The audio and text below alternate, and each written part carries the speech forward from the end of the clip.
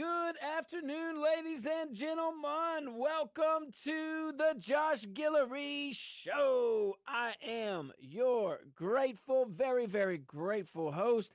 And in studio with me, Walker Griffon. What's up, Walk Dated Dog? What's going on? Man, it's a great day, brother. Yeah, it's is. a great day, Definitely man. is. You had a good experience over the weekend. Yep. You got to experience something a lot of folks didn't get to experience. So you went out to Mississippi State to watch the regional, watch our Raging Cajuns. How was it, man? It was fun, man. If you ever get a chance to go to Starkville, Mississippi, to go to a baseball game over there, it's one of a kind experience. It's like no other. It's the mecca of college baseball. That's the place to go. That's the place to go if you want to go have a great time and an unbelievable atmosphere. Cool, man. And it's almost like an arms race with these facilities. And, you think, well, what's the next one? But they got to hit a cap at some point. But, yeah, I heard that's a really nice stadium, really nice experience. It's awesome. I mean, you definitely need to go check it out if you haven't been before. You know, Walk, I'd much rather be hanging around those guys and gals than what's going on over here in Newark. I mean, all I can say is like, well, here we go. It's Monday. Next. All right, so that same crowd, remember we talked about this out at Newark ICE facility. You had one of these senators, instead of legislating, just shows up and agitates and gets, I think, hit with a pepper spray ball or is threatened with it or whatnot, but regardless, acting like a child. So, but that same crowd, and it's like, ugh. The same crowd that keeps telling us that these are all spontaneous. We know that these protests are not spontaneous. The same guys that say they are, the same guys that that tell us peaceful protests just happen, and they just happen to have logistics stations just kind of set up before the protest even started. That's normal. And that's exactly right. These guys, they go around. This just happens. It's just a common belief, common emotional drive here. No, absolutely not. These things, man. I'm talking. This thing in Newark had a whole bunch of supplies saved up. Had a whole bunch of logistics to it. This was not spontaneous. This was. You don't just randomly get a sitting member of Congress over there in one of the chambers, Senate this case. You don't just get one of those guys showing up there out of the blue. You don't just all of a sudden have all these supplies out of the blue. This thing was organized, clearly, and it wasn't just this spontaneous move. Otherwise, you'd have it all over the country. But I'm talking like these prepared logistics included masks, respirators, hard hats, goggles, medical supplies. Hey, duct tape. Hey, man, if you can't duck it. Just saying. Tables loaded with equipment. I mean, that sounds like a neighborhood cookout, more than or maybe like a field operation or something. I mean, but this is the same Delaney Hall. Remember, the same Delaney Hall detention facility we've been talking about for over at least a couple of days. Been on the news over the weekend a few times. I saw that too. But this same facility where an anti-ICE activists have been clashing with federal agents, this has been going on for a couple of days now. Same guys. Same facility where politicians have been holding press conferences. You've seen that. The same facility where protesters have blocked entrances, very peaceful protest, of course, blocked entrances, interfered with operations, and turned a detention center really into a political circus, if you really, really want to observe it. Now, we're learning that before Saturday's demonstration, now we're learning that before it even got rolling, before this whole Newark spontaneous little gathering of thoughts, before it even happened, there were organized supply stations already in place. You can't make that up. Yeah, and of course, most folks saw that. I mean, this is why Why did the ICE protests in Minnesota and other places, they come and they go? Because the money comes and goes. The logistics come and go. That's why. Most folks don't just roll up into peaceful events dressed like they're prepared for hand-to-hand combat with supplies and logistics in the rear. Normal folks don't bring respirators and hard hats to a rally. I mean, come on. Most folks don't establish supply depots before a protest starts unless they expect things to get a little ugly, wouldn't you say? And if they expect things to get ugly, doesn't that tell us something? Doesn't that tell us a little something? It should tell us a little. Fine. Ordinary citizens have and look, everybody, regular folks, whatever. Everybody has the right to go protest, of course. Yes. Americans have every right to criticize our government. Every single right to do it. Americans have every right to disagree with immigration policy. Sure. I keep telling that senator that rolled up there, there's a way to address this, and it's very, very easy. Legislate, because the laws look, this is immigration laws. Immigration laws are passed bipartisan, as they should be, and they should be enforced uniformly across the parties, whoever's in charge, but that's not necessarily what we have. I mean, we have 4 years, we're coming off of 10 to 20 million people illegally crossed our border. We don't know who all those guys are. We don't all know what all they're packing in their entourage. But once people start, when you get this protest at this detention facility for ICE, once people start organizing like protective gear, I mean, we're not talking about little signs that saying, whatever, ICE is bad, or or release, or just, orange man bad, whatever those signs. No. I mean, once people start like organizing protective gear, you got medical stations. Once they start organizing tactical supplies before the event even begins, man, we're talking about something much different than a spontaneous gathering. Much different. We're talking about activists who fully expect confrontation. These guys know what bear they're poking, and they're ready. They got all their logistics ready. And here's the part that drives a lot of folks crazy. Me too. The same crowd, the very same crowd screaming about law enforcement is defending people who entered the country illegally while attacking the officers tasked with enforcing the law. Does anybody else think that's a little odd? Is that a little bizarre? I mean, think about where we are as a country. That's all I'm saying. So we're going to take a tiny little break, and we're going to talk about where we are as a country in regards to this. When we get right back, don't you go anywhere. It's just going to be a tiny little break.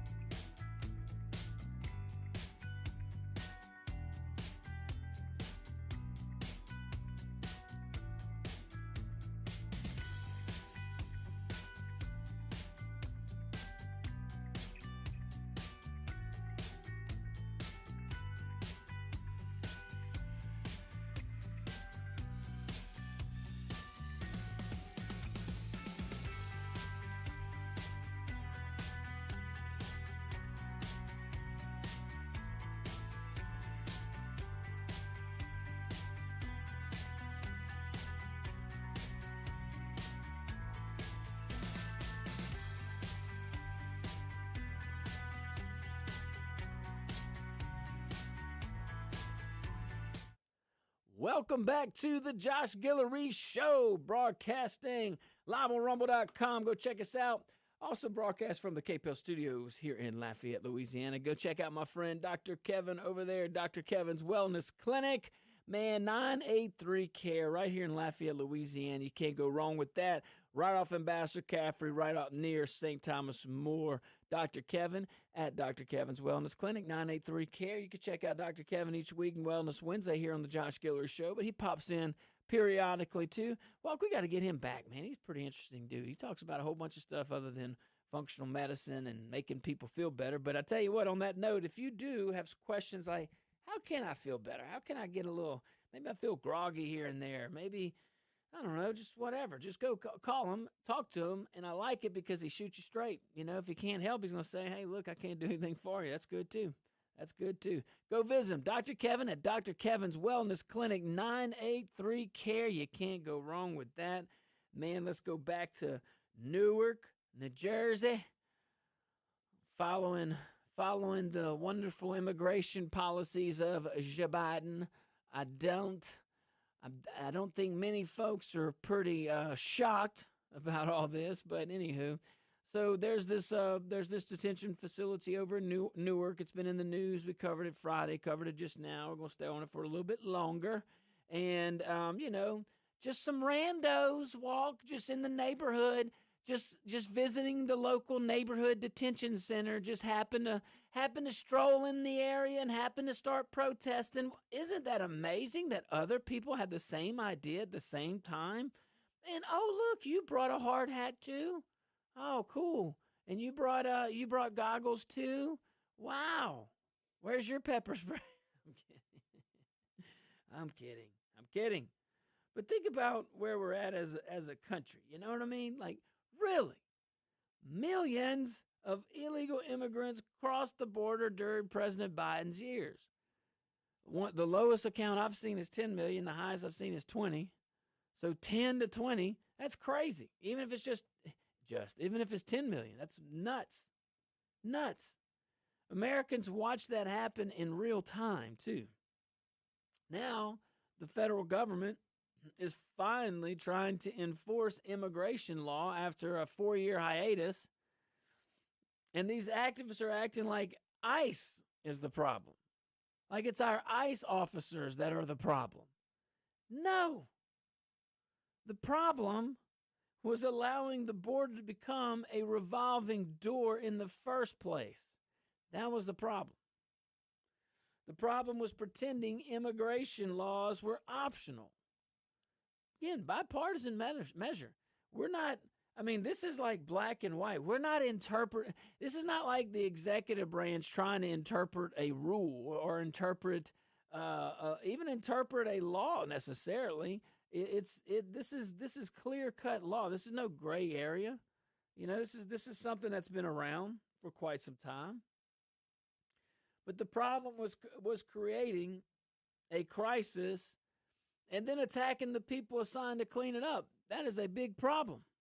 And that's what we're seeing that's what we're seeing on the political battlefield from the left. And by the way, can we stop pretending that these protesters are some powerless grassroots movement? Man, these things are organized. Organizations are involved big time. There are activists involved. We're going to talk about an activist here in a little bit. It's going to be interesting. There are political interests involved. This is not pure.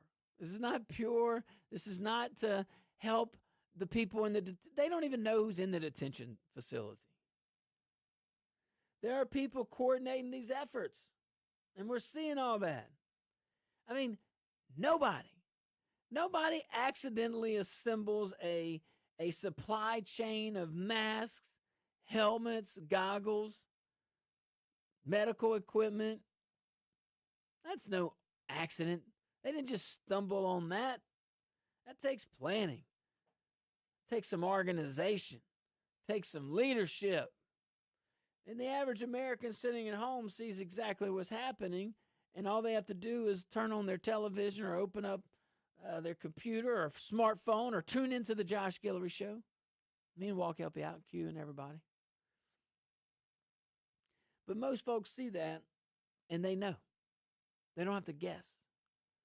And they can see that it's organized. They can see that it's disingenuous on the coverage a lot of times. You can see the message is disingenuous. These activists are preparing for confrontation. That's what they're doing. They're creating confrontation. They prepare for confrontation. They create confrontation. And then they act shocked when confrontation occurs because they act shocked. They expect it. They're poking the bear. They're the ones that want it.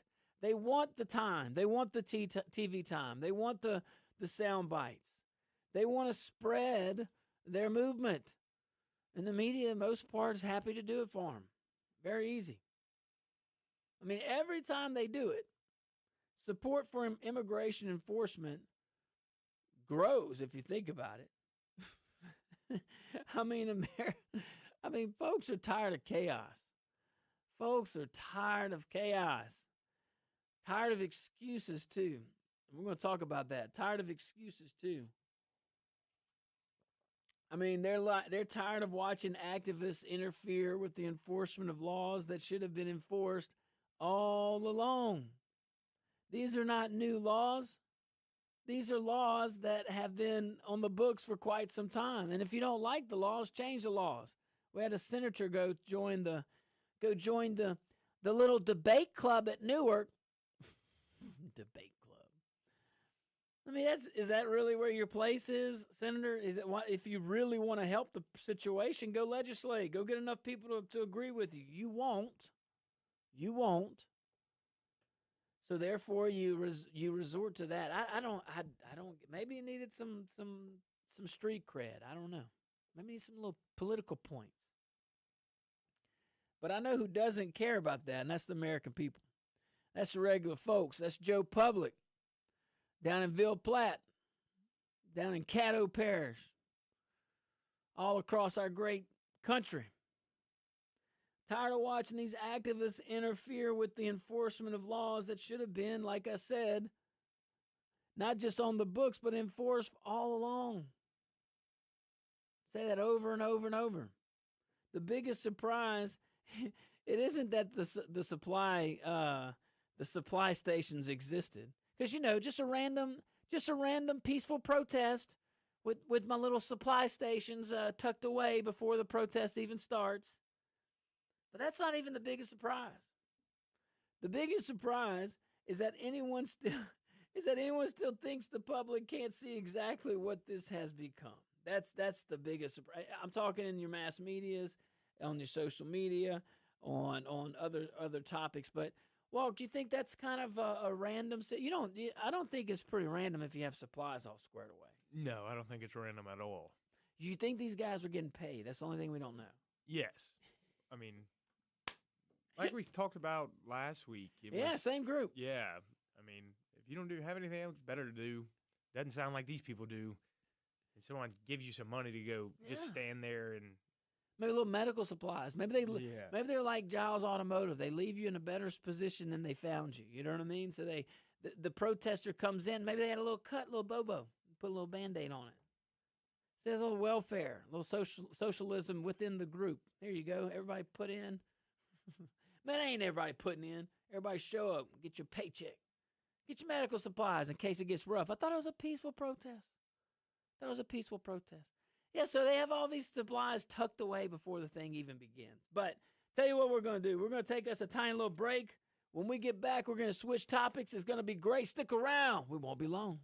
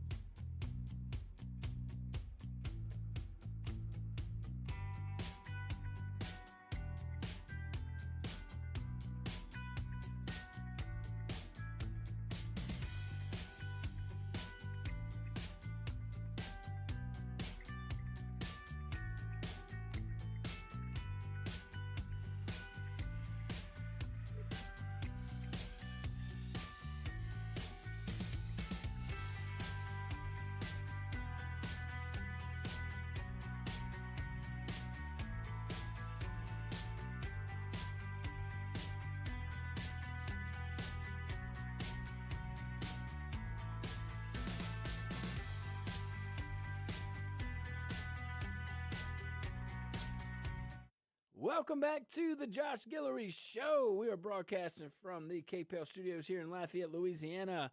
Man, shout out to my friends over there at Giles Nissan, Opelousas, Lafayette. Giles Nissan, Opelousas, Lafayette. Man, go check them out. They always have deals going on. You know they have a wide variety of Nissans over there. That's not the problem at all.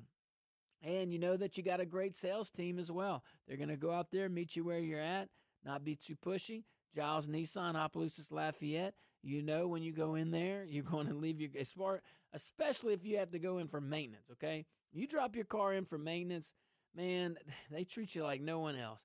They leave your car better than when they found it. But that's the way. That's the way over there at Giles Automotive. So go check out my friends at Giles Nissan, Opelousas, Lafayette. You can't go wrong. Tell them your friends over here, Josh and Walk, said hello.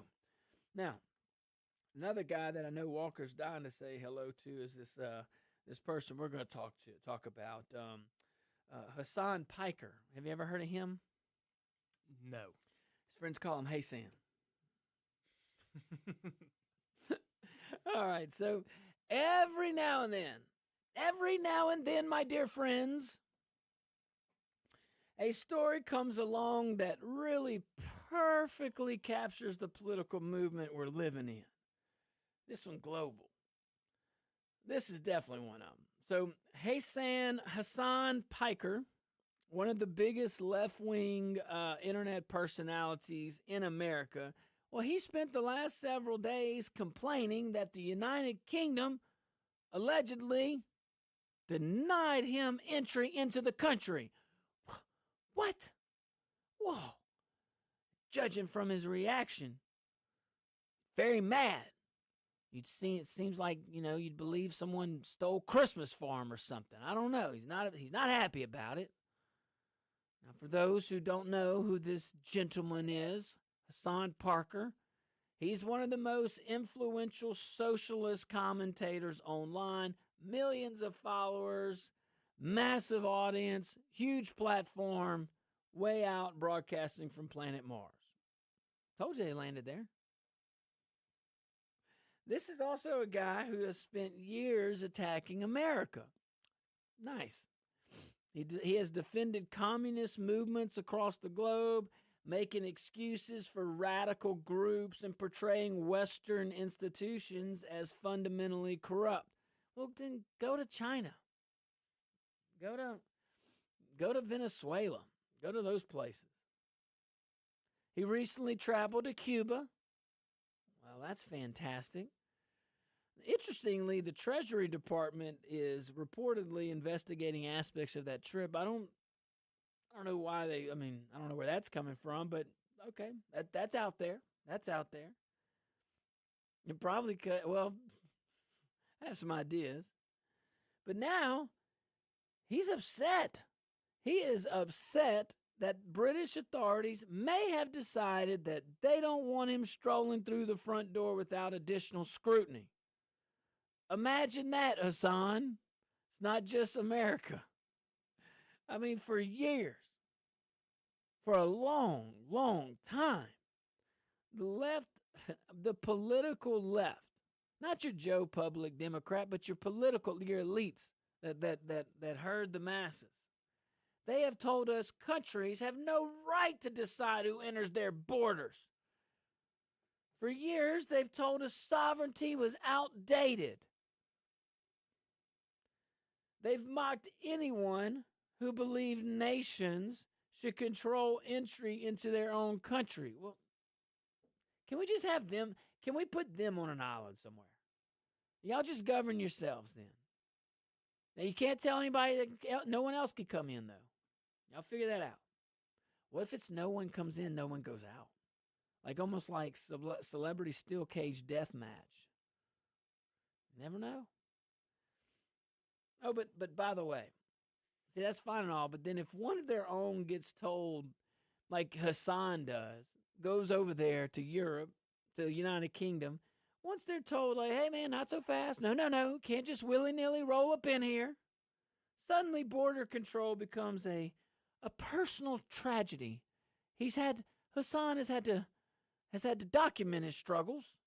He's not having a great weekend over there in Britain. But the irony is beautiful. The irony is beautiful. What really caught my attention, at least, was his response, okay? I mean, this dude, he didn't just complain, all right? He immediately blamed Jewish organizations. So that was his go-to.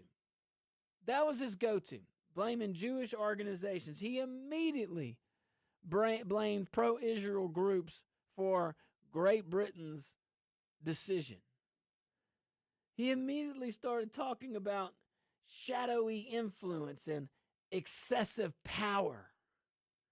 Man, that's a dangerous road. It's a very dangerous road. And it raises a legitimate question, too. If somebody is constantly creating controversy, constantly defending extremists, constantly stirring division, should another country be allowed to decide they don't want that headache imported on their soil? Leave that over there. I think most people would say yes. You get to choose who comes into your country. Why would you choose that? Every nation has that right. Every sovereign entity has that right, whether he likes it or not. Whether Hassan is happy about that or not. But every nation has that right. The United States has that right. We're starting to enforce that right now. Britain has that right. Canada has that right. Australia has that right. You can't be just rolling up in their shore like that. That's what sovereignty means in large part. And the larger lesson here is already pretty simple. Western countries are starting to realize that importing radicalism creates consequences. We're starting to see Europe start to wake up on immigration, and they didn't start until Trump was pushing it. Trump was pushing it on them too, like, hey, you need to protect your borders. But really, like London and all those places, Paris, very vulnerable, very much breeding grounds to this radical just thinking. These radical groups. I mean, Hassan probably thought, no problem, he should try Paris. You see, that's when he went to England, went to Great Britain, the United Kingdom. Don't know which part. But Western countries are looking at this and they're like, yeah, you want to import radicalization into your communities, into your community? We got a problem with that. We're not just going to let that happen. We're not going to let you go in here and plant seeds that put cracks in the dam of democracy. I mean, this guy has already proven that he does not care about democracy. But regardless, we're not just saying, and I don't know why the UK ultimately denied his entry. I'm sure it's out there. I just didn't stumble across it. But I doubt it's just because they disagree with his words.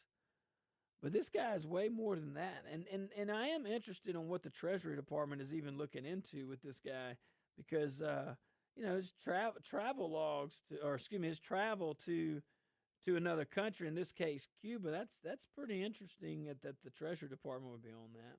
So I'm curious. But the irony here is very, very, very, very rich. So we're going to take a tiny little break. Maybe Walker will can you text messages on, see how he's doing? So just ask, hey, is any other Western countries you try to get into? All right, stick around. We'll be right back.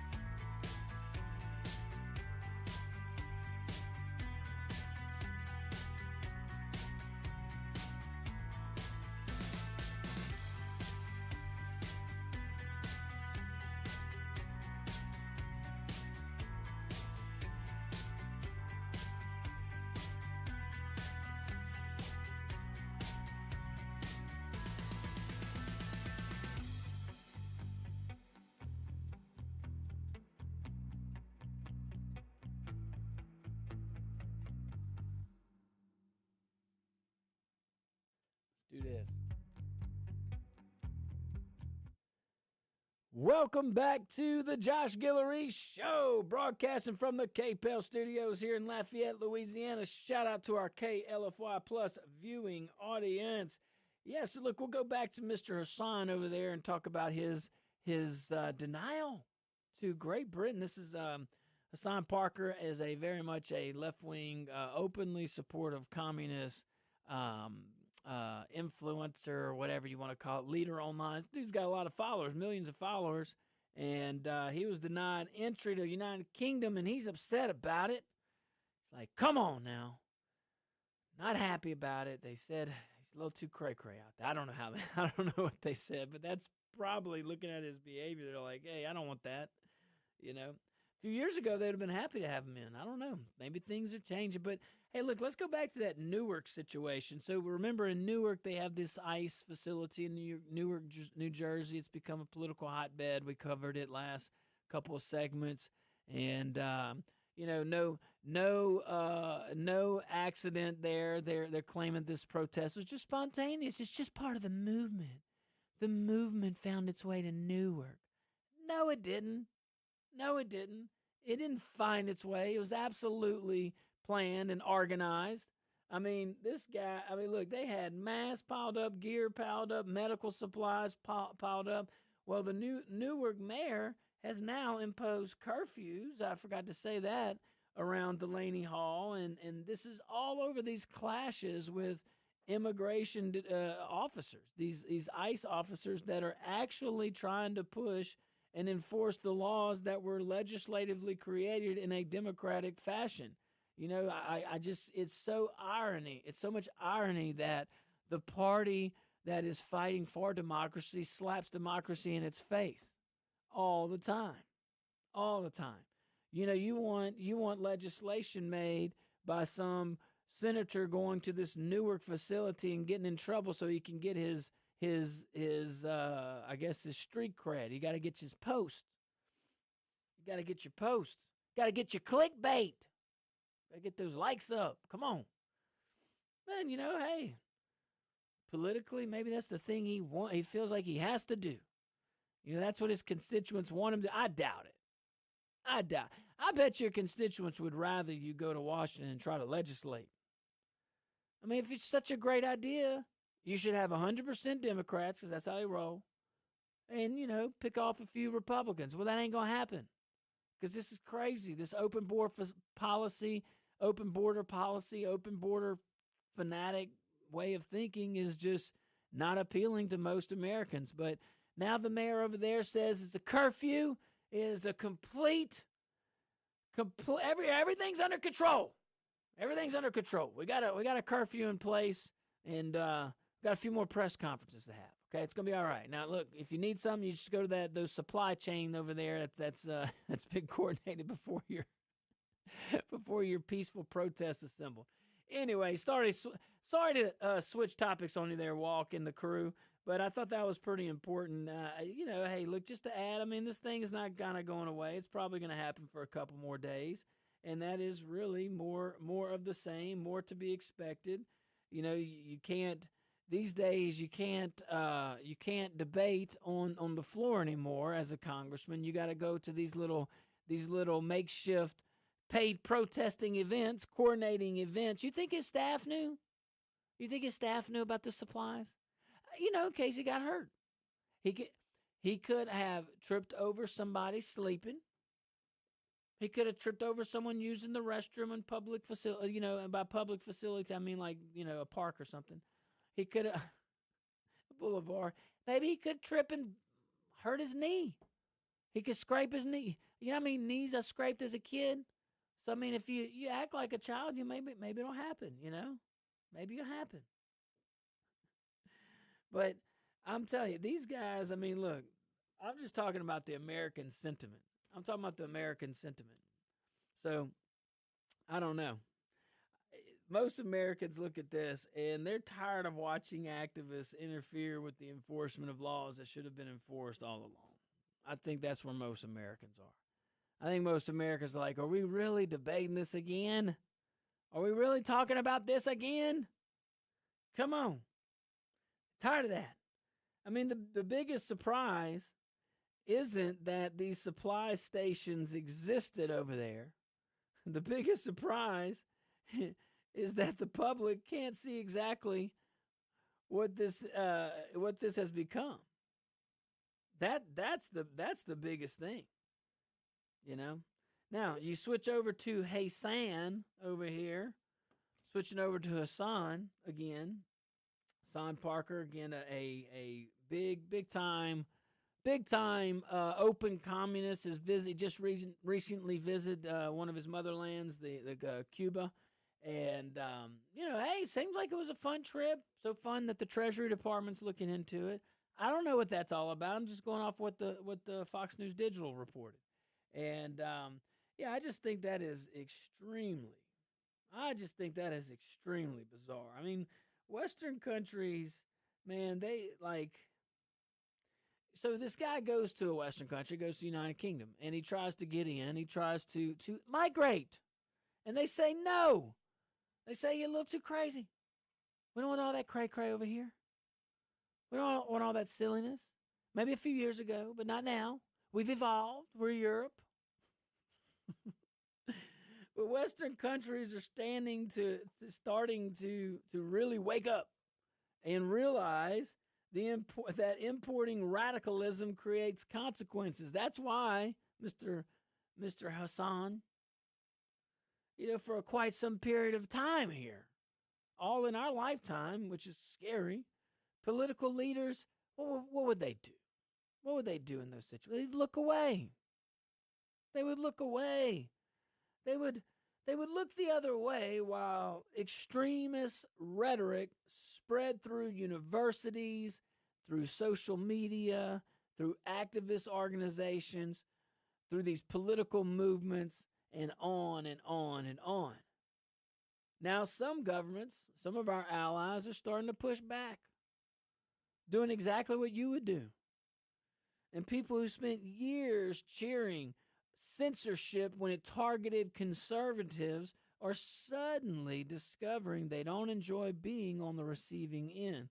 That's why we Republicans have a strong duty and burden, because it's real easy to slip into the cracks, slip into that temptation that rhinos, Republicans in name only, and Democrats are doing, which is abusing power, which is using their ideologue. Like in this case with Hassan Parker. Man, look, our friends in the United Kingdom, that's not a conservative or liberal decision. That's like, man, we just don't want that mess. We don't want they're saying they're actually using immigration the way that most sovereign countries do. They choose who comes in, and there's nothing wrong with that. You should choose the folks and background that come into our country, that you should choose those backgrounds that benefit the country. If we need doctors, get doctors in. We need ditch diggers, get ditch diggers in. Vet them all, vet them from their home country as the law demands. All these folks from 2020, follow the science, get that medical exam back at the home country, not here.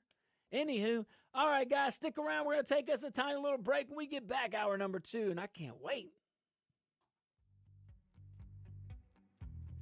Yeah, Walt.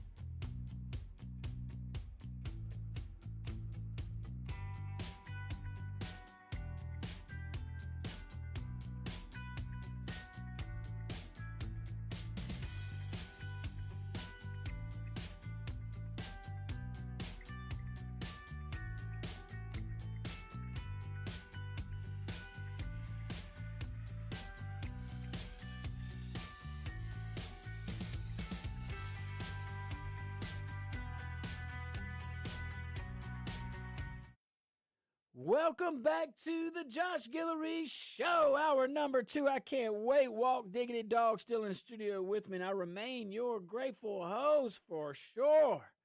Definitely. Oh, my goodness. We have so many topics. Walk, I hope we can finish them all in this last hour of the show, but we're going to try. We're going to do our very, very best.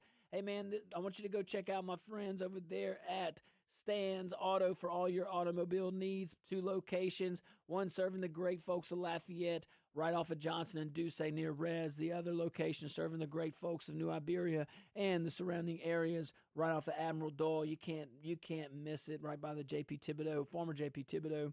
And, man, let me tell you, Stan's Auto, they do it all. You need an oil change. You need some work on your engine. You need some body paint. What do you need? You need to order a fender because, concrete little barrier hit the side of your Jeep when you were driving very safely. Okay, yeah, sure. Go check them out. Stan's Auto. One of my favorite stories. Walk, let me tell you something, man. I did something new this weekend. I did. And I'm sore. I did a little pickleball. You ever play pickleball? I have. Man, pickleball ain't no joke. It's intense. Well, it's no joke when I might have a problem. I have a lot of problems. But I want to win. I'm just so competitive, And then the thing is, I was playing against my wife, so I can't, you got to be a gentleman, you know what I'm saying? But, she's pretty good. She signed up to play, so. Thank you. Exactly. And you keep points for a reason. Yeah. You know what I'm saying? In the back of my mind is so bad. This is what's really bad about my competitiveness. This is what really bad. I had fun. My wife taught me some things.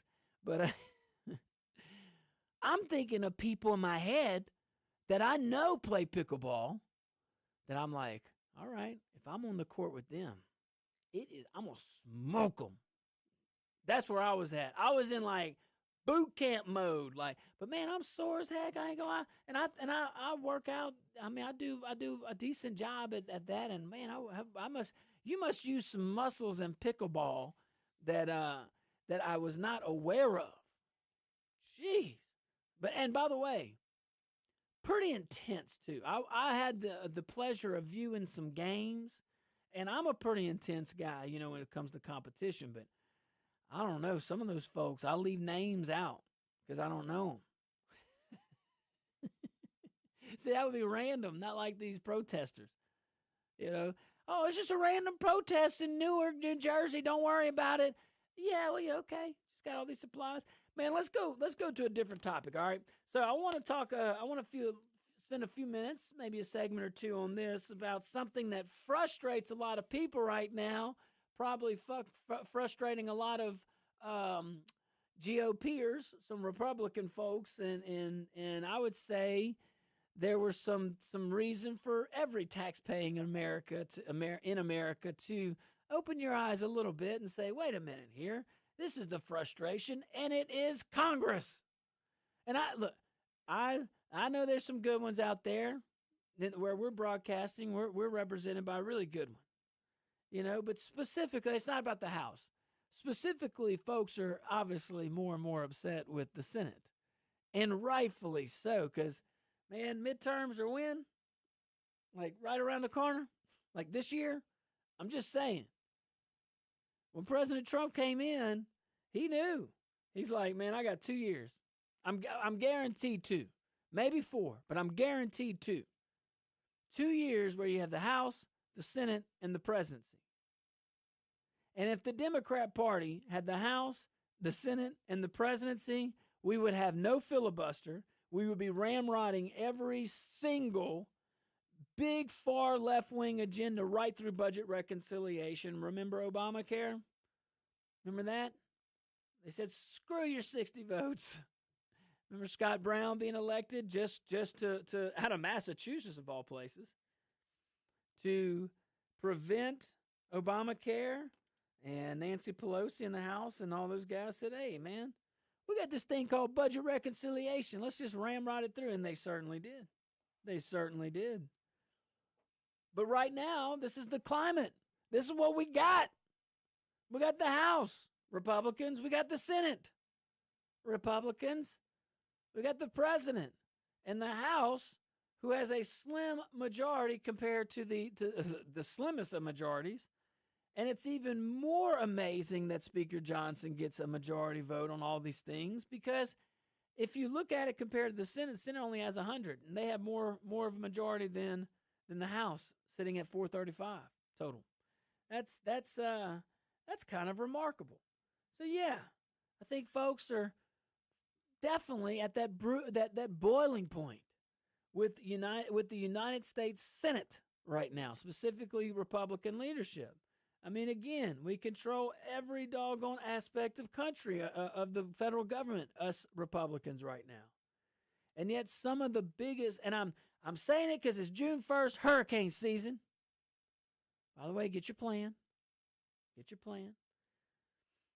But right now, we still have time if we all scream at the mountaintops in a respectful way. Hopefully some of these guys, does anybody have Senator Thune's text? Can y'all text him? I don't have it. But some of the biggest priorities, here's the frustration. Some of the biggest priorities we have are still sitting there stuck in neutral. And that is frustrating. Border security funding, it's not long-term secure there. Immigration enforcement, it's only there because of the executive branch. It is not there because of the Senate and perhaps the House and the Senate, and the House is doing its part, but perhaps if the House had a better teammate in the Senate, they could start really, really codifying, put in written laws, some of these executive actions and executive orders from the president. But folks are just, I mean, look, these are big things that are still out there. Border security funding, that's not a given. We're playing piecemeal by piecemeal by piecemeal, which is, in Congress's defense, that has been the MO for quite some time. A budget, that's only what families and businesses have to do.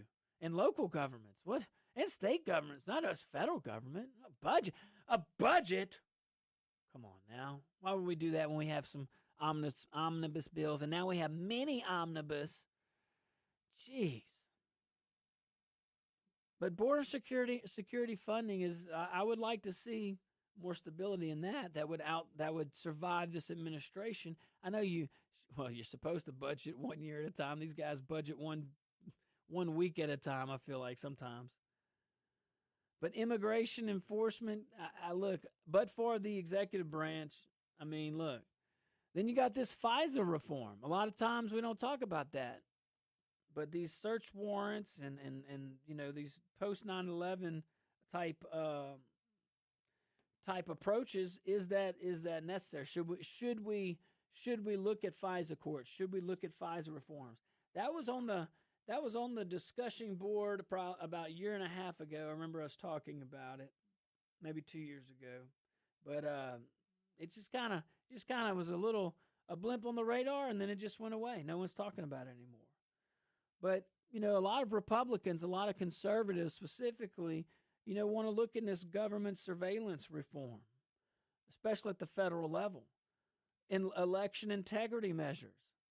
That should still, like, again, you got the executive branch, you got the House that's ready, but you don't have a Senate that wants to do anything. Any of these. The anti-weaponization fund, that they're pushing back on that. That one probably needs some more scrutiny a little bit, but man, work. Why does it take so long? Guys, do y'all know how many staffers the Senate has? Do you know how many groups out there are out there helping the Senate and the House write legislation and put packages together? Put something together and figure it out. A whole list of issues that Republican voters have been talking about for election after election after election, and here we are, still arguing, still negotiating, still debating. Been in office for 2 years almost. still holding meetings about meetings to talk about the next meeting, and then make sure we have some studies because the other study got expired. I just threw that in there. I figured they need studies in their meetings. The House passes some. I mean, like, this is what we're tired of, this little cycle here. The House passes something. The Senate changes it. The Senate delays it. The House objects. The White House weighs in. And then everybody starts over. Welcome to the crazy. Welcome to the new Washington, only when Republicans have all three branches. I'm telling you, ain't having this when you have a Senate, when the Democrats hold all three branches, or two chambers in the executive branch. I mean, if you really want to go, you even got a conservative Supreme Court, although don't look into that too much, because usually the law is the law, and philosophies don't weigh in as much as folks think. We just hear it a lot in things like abortion, those really, really big climatic decisions. But anyway, I digress. We're going to take us a tiny little break. When we get back, we're going to follow up with this topic and so much more if we can fit it in, Walk Dog. All right, stick around. We'll be right back.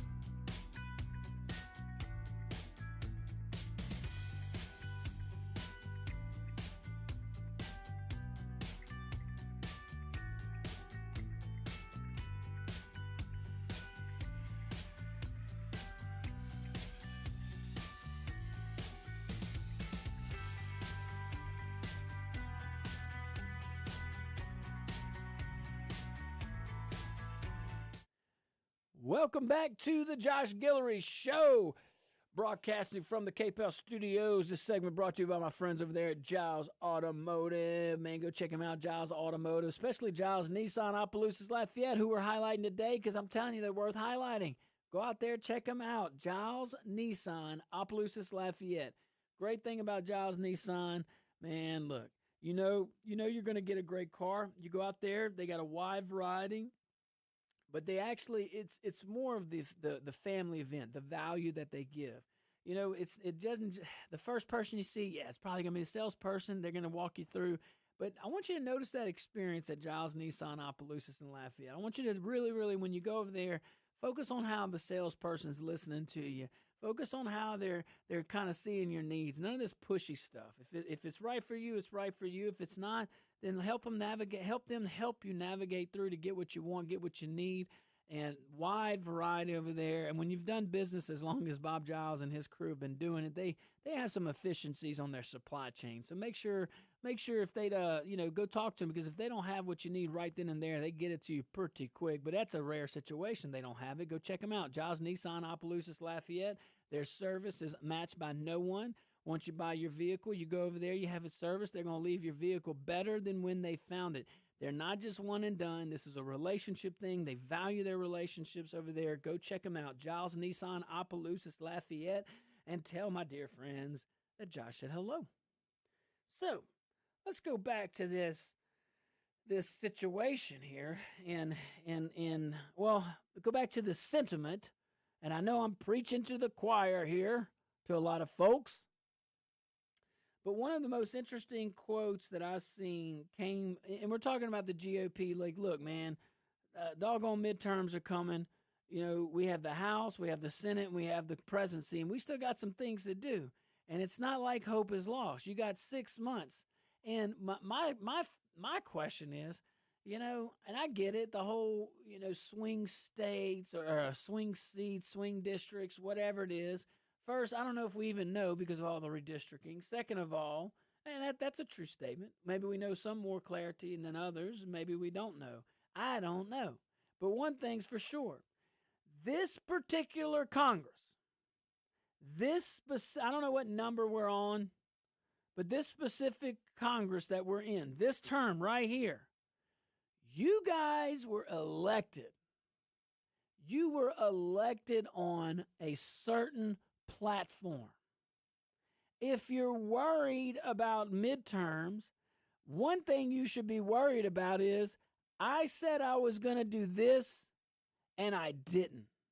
To me, that's worse than anything. Like, you can political science this. You can get all your little consultants. You can spend your hundreds of thousands, millions of dollars in each of these districts to war game, to do all your analysis, your studies, and all that stuff, when it's so simple that it can slap you in the face. And I'm guilty of it too. You know, I've ran for office and seen some of the, just, you know, overlooked some of the simplest answers in my face, you know, on the campaign trail. But you're human. But man, it's real easy. It's not like you were elected on a different platform. You were elected on Trump's platform. I mean, that's just the bottom line. All this stuff that we're talking about, the SAVE Act and having to pull teeth from these Senate Republicans. Like, what? I am not one. I'm telling you, I'm not one to call for leadership change right in the middle of things, because, I mean, I'm not light to do that. I don't think we should rush to do that. I'm just saying, what's the difference between having Chuck Schumer and John Thune? I'm asking. I'm not criticizing John Thune. Well, I guess I am, but I'm not doing it out of malice. I'm pulling for John Thune. I want John Thune to go do things that John Thune campaigned on. I want the Senate Republicans to go and legislate in a way that got this massive majority. And I say massive because you have all three branches. You have a slim majority in the House, which you would think the House is the most political of the branches in Washington, because they run every 2 years. It's designed that way. It's designed to be able to let the people yank the guy or gal out real quick if they're not doing what they said they were going to do, or you just have a dislike or whatever. Or you got somebody better. Who knows? Whatever the reason shall be.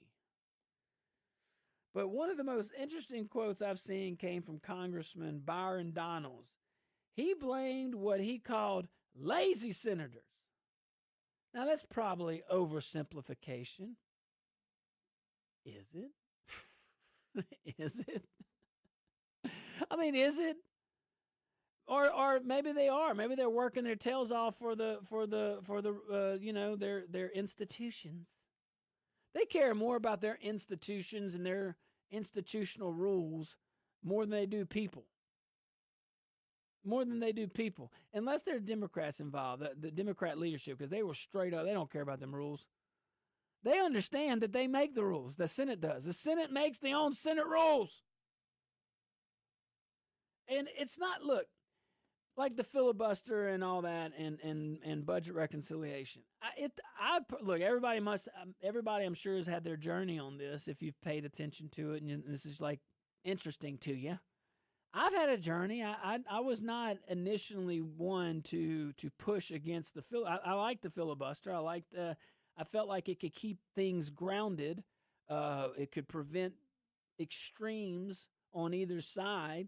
But that was back when we had grown-ups running the country. See, we got a little churn running it right now.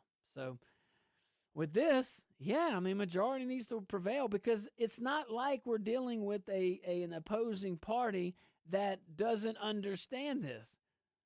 The moment, it's not when Democrats get the White House. It's not when Democrats get the Senate or the House. It's the next time Democrats get the House, the Senate, and the White House. I mean, they may push it before if they have House and Senate and try to pressure a Republican president. I doubt it, though, but maybe. But if the Democrat Party was sitting in the same position that the Republican Party was sitting right now, they wouldn't even blink. They wouldn't think twice. They wouldn't think twice of ramrodding every single bill that they possibly could through Capitol Hill. But where there is a frustration that many voters share here, okay? The American folks, again, I just want to push. We sent a message last election. We sent a message, a strong message. Secure the border, enforce immigration laws, fix government abuse, fix the lawfare, fix, and in this case, the federal government, fix the DOJ targeting folks for political reasons or being political pawns. I don't blame the individual agents. I don't blame any folks out there in the field or whatnot. I'm sure there's bad apples everywhere, but for the most part, they're really good people wanting the right thing. But there's plenty of abuse, and it's at all levels, local, city, parish, county, state. It's all over there. But we wanted folks to get moving. We elected a majority in both chambers and the presidency with a 6-3 conservative Supreme Court. We want people to get moving up there. Instead, Washington often moves like, a tractor stuck in mud. It's just painful. Everybody agrees there's a problem. Everybody agrees action is needed. Everybody agrees that the deadline is literally approaching. Then somehow, nothing happens ever until the last possible minute. Now, to be fair, some of these debates are legitimate. I get it. The FISA fight, that's real. You're balancing national security with constitutional protections, civil liberties. I get all that. But it's a debate that should be happening, and it's a debate that should have been open and closed by now. It is June 1st, 2026. Can we please wake up? Can we please wake up? I'm talking about in Washington. The folks are awake. We did our part. We went to the voting booth. We cast votes. We voted for this national agenda. And you have Mike Johnson and Donald Trump are the only two leaders of the three that are pushing for that. And that's very, very frustrating when we got a majority. All right, stick around. I'll go drink some water and stretch. We'll be all right.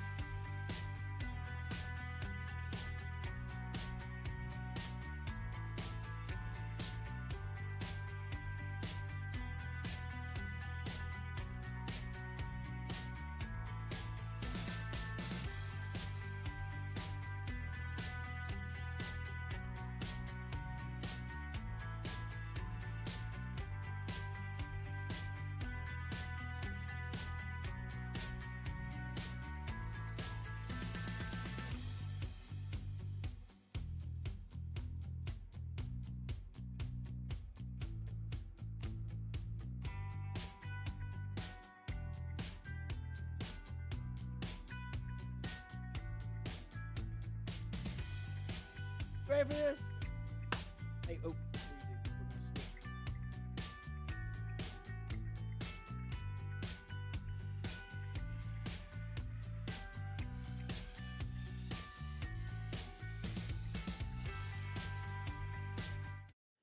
Welcome back to the Josh Guillory Show, man. Let me tell you about my friends, Dr. Kevin over here at Dr. Kevin's Wellness Clinic here in Lafayette, Louisiana. Go visit my friends, Dr. Kevin at Dr. Kevin's Wellness Clinic, 983-CARE. You can't go wrong. You want to feel good? You got questions on how can you feel better, maybe a little more energy? I'm telling you, that alone should give you the motivation to give him a call, 983-CARE. I've gone to him. I'm a patient of his. My wife, a lot of my friends now, a lot of folks I don't even know that go there. So, look, go check it out. You don't have anything to lose. Just give him a call, 983-CARE. I'm telling you, at least ask what's out there because you might just be surprised on what's available that is very simple task that can make you feel better. Go visit Dr. Kevin at Dr. Kevin's Wellness Clinic. Can't go wrong, 983-CARE. Stop treating just the symptoms. Get to the underlying cause so you can live more in peace. Dr. Kevin at Dr. Kevin's Wellness Clinic, 983-CARE. Let's go to a story from The Advocate. And it's, I think, a positive story for the great state of Louisiana. We got some things that we can report. You know, all this negative stuff you hear. Well, there's some positive things going on. And I think there's a lot more good than bad if you had to ask my opinion. And let's go to this one article, though. It's really good. Louisiana has nearly 200,000 fewer people on Medicaid than it did a year ago. And I remember covering this a year ago, and there was slightly less people on Medicaid that year than the year before. So we've had 2 years in a row with fewer people on Medicaid. This year, nearly 200,000. That's a pretty good chunk. I mean, we had at one point, I think, 40% of our population on Medicaid. That's a lot. It's like 1.6 million, 1.5, 1.7, something like that. It's a lot of folks, man. A lot of folks. So 200,000 less, and depending on who you ask, that's either good or bad. But I lean much closer to the success of these efforts. Because that was not that was one that was probably not easy. You know, there's a lot of easy things like infrastructure and stuff like that. You just got to have some backbone and say, no, man, we're not wasting government money. We're going to build things. We're not going to build people's pocketbooks with these programs. But Medicaid is not that simple. Medicaid is entrenched. So kudos to Governor Landry. Kudos to any legislators working on this. Kudos to his administration, because I'm telling you, these are the kind of successes that if we don't talk about it, we're not going to know about it. And we have an opportunity to, you know, every day to talk about all the bad. Well, this is a good thing. This is a real good thing. So here's why. Let's rewind the tape, okay? Back in 2016, 10 years ago, okay, Governor John Bel Edwards expanded Medicaid under Obamacare. So 10 years ago. And hundreds of thousands of Louisianans, hundreds of thousands of additional people were added to the program here in Louisiana. Supporters celebrated as massive healthcare victories. On paper, I'll give them on paper, sure. But critics warn that government programs rarely shrink once they grow. So it's not easy what they're doing over there. History has a funny way of proving that point, by the way. Not always. There's always exceptions. The federal government, but look, here's the deal. The federal government offers money. States take the deal. You don't always have to. Enrollment explodes. Politicians hold press conferences. Then taxpayers are left funding larger and larger government programs forever. That is the cycle. You know it. Now fast forward to today, June 1st, 2026. Louisiana Medicaid rolls have dropped by almost 200,000 people over the last year. That is good. That is a big thing. The Landry administration says they tighten eligibility reviews. I look at that as just saying they looked at the law and applied the law, which is what you want the executive branch to do. They're checking whether people still live here. That's important because there's a lot of folks still care, and I'm sure this is across the country, and maybe it's innocent. Maybe people leave. Oh, look at that. Was it a state legislator from either Minnesota or California, and they still had their voting registration? I think it was a Minnesota legislator. She still voted in California or something like that. But regardless, people do that all the time, and it's not lawful. Even if it's not malicious in mine, I just innocently did. Oh, I didn't change my voting yet. You hear that all the time. Move from one parish to I didn't change my voting yet. Well, you're supposed to. But can we at least say that, I don't know, folks that don't live in this state and dead people, they shouldn't vote. But look, now, those fine folks in Arlene's parish, some of them, they work very hard too. And it's hard to get a voter turnout at 118%. So, I get it. Those dead people voting, it's a shock sometimes to go away from that. But, that's a good thing. But anyway, Medicaid in this case, moved out some of the, and I'm talking about voting registration. We're talking about Medicaid, but it's synonymous. It's synonymous. Kind of went off track there, Mark Walk. That's all right, though. It's okay. But the administration is actually checking whether or not people live here. So you're getting Medicaid dollars, you don't even live here. That's a problem. And that's exactly what government should be doing. This is we're highlighting something out of Baton Rouge that, hey, this is what you should be doing. This is a good thing. We're not all doom and gloom over here. I know I was frustrated with Senator Thune and the lack of action from the Senate GOP members, leadership, not the regular rank and file. Although, by the way, you can drop a bill on Capitol Hill anytime you want. But anywho, back to Medicaid and the Medicaid rolls dropping by 200,000 people in a year in the state of Louisiana is a big thing, and we're going to explain why. A benefit program is supposed to serve and save eligible people. Eligible. It's not supposed to become a permanent warehouse where nobody ever checks whether someone still qualifies. You get in the door, great. When politicians, let's keep it real. When politicians brag that government programs keep growing, and I've heard some Republican members say this, but it's mostly Democrats. When politicians like that start bragging over some kind of program that the government's doing, if they brag about it growing, they act like growth itself is success. It's when you start hearing that from a politician, Republican, Democrat, Rhino, it doesn't matter. Rhino, you can expect it. Then just have your antenna go up, because that is, maybe it's helping folks, but that's not the success. That's not what you wrap your arms around. All right, guys, we got to wrap our arms around a tiny little break, and we'll be right back. Don't you go anywhere.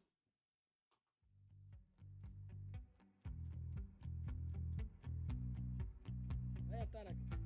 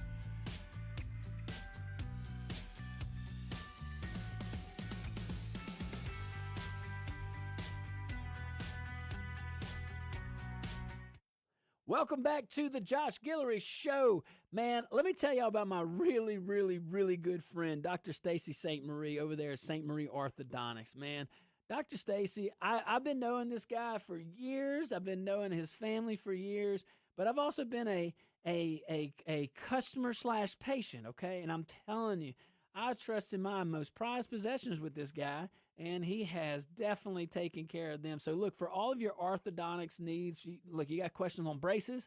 Here's another one. If you have had braces before, maybe when you were younger, you've grown up a little bit, maybe you didn't wear your retainer. I don't know, I ain't judging, all right? Maybe those teeth shifted a little bit. Go check out some of the new techniques that Dr. Stacy St. Marie over there at St. Marie Orthodontics. Go check out those new techniques to see if they can work really, really efficient to get you where you want to be. But look, for all your orthodontics needs, I'm telling you, you want to go to the kindest dude in the planet that does this, go to Stacy St. Marie. Dr. St. Marie at St. Marie Orthodontics. His crew is ready for you. And let's wrap up this little topic on the Medicaid. All right. So look, sometimes growth in these programs means success. Great. Sometimes growth means dependency. I think that's more of the case here.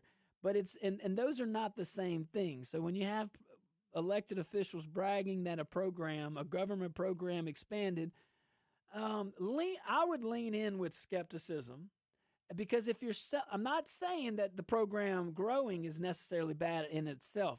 I'm saying that if our leaders view that growth as the success, then that's a mental problem or a mental philosophy.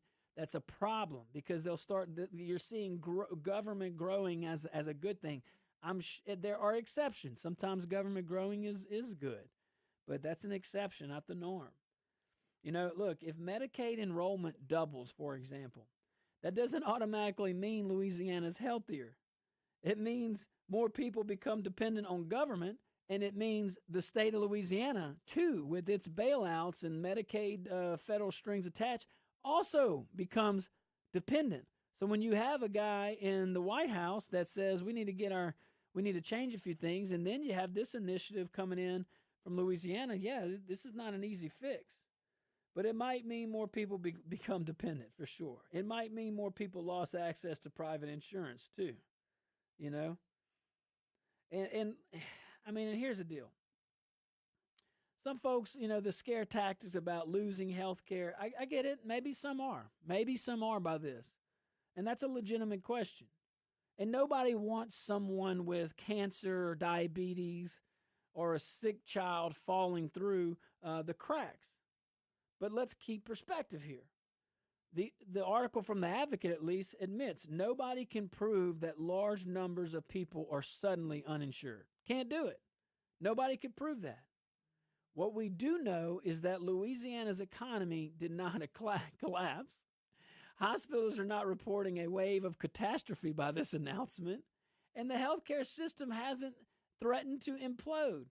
So government dependency has consequences. I'm happy to hear. Look, man, Governor deserves a lot of credit on this, Governor Landry. That's leadership, that's organization, and anybody in his corner, his team, from the legislature to his administration, pushing for this. This is 2 years in a row that our Medicaid rolls have shrunk. That's a very big thing long term. And guys, that's all the time I got for you today. Oh my goodness. I wish we had more time, Walk. Be careful out there. May God bless you, and be kind.